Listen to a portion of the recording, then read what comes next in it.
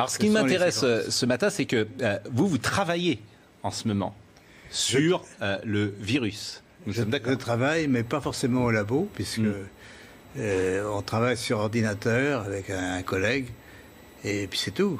On n'a pas d'expérience, on peut dire, mais l'expérience vient de la maladie elle-même, de toutes les mesures qui sont faites actuellement dans les laboratoires sur les patients.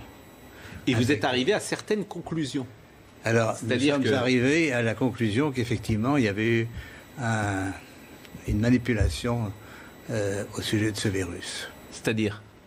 Eh bien, qu'une partie, je ne dis pas le total, n'est-ce pas, mais il y a un modèle qui est évidemment le virus classique, et là, c'était un modèle surtout venant de la chauve-souris, mais à ce modèle, on a par-dessus ajouté des séquences, notamment du VIH, le virus du sida.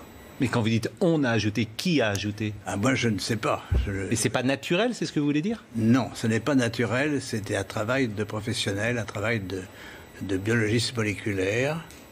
C'est un travail très minutieux, on peut dire d'horloger, on peut dire au niveau des séquences. Mais dans quel but? Dans quel but, ça n'est pas clair. Moi, j'expose, si vous voulez, mon travail, c'est d'exposer les faits, c'est tout. Je n'accuse personne, je ne sais pas qui a fait ça et pourquoi.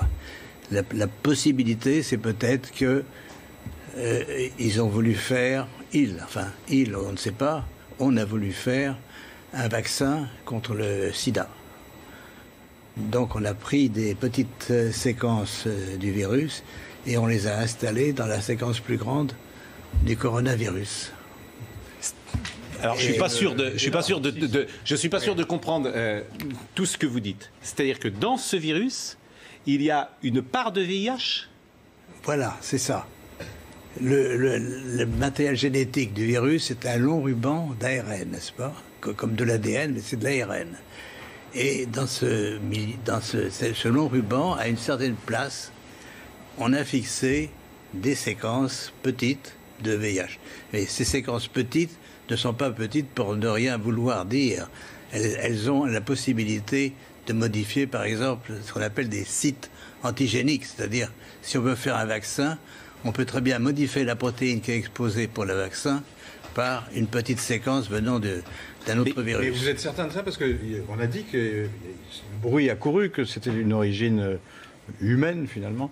Et ça a été ensuite réfuté par la plupart des autorités scientifiques, quand même. Il y a quand même une volonté d'étouffement, si vous voulez. Les travaux, nous ne sommes pas les premiers. Un groupe de chercheurs indiens, très, très renommés, avait publié la même chose. On les a forcés à rétracter. Et on les a forcés comment? C'est-à-dire, c'est annulé. Il y a, si vous regardez leur publication, vous avez une grande bande annulée parce que... Mais ce que vous dites là, la plupart des scientifiques disent le contraire, quand même. De moins en moins. De moins en moins. Si vous voulez, ceci est arrivé au début de cette année et on voit de plus en plus de travaux qui suggèrent, mais moi je suis, on peut dire, hors d'âge. Je suis prix Nobel et je peux travailler librement. J'ai donc aucune pression sur moi qui peut agir.